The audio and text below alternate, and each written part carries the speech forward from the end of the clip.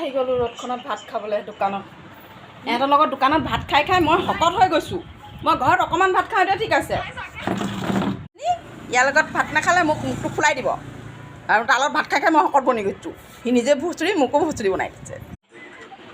ক'ত গৈ আছে এইটো কওকচোন, ক'ত?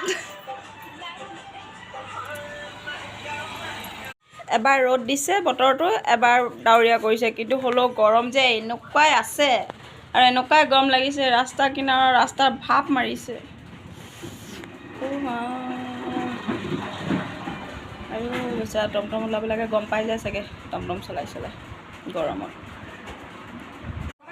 আজি আছে আমাৰ ভাতৰ কাঁহীত কি আছে আপোনাৰ চব্জিত কি আছে এইটো কি হয়?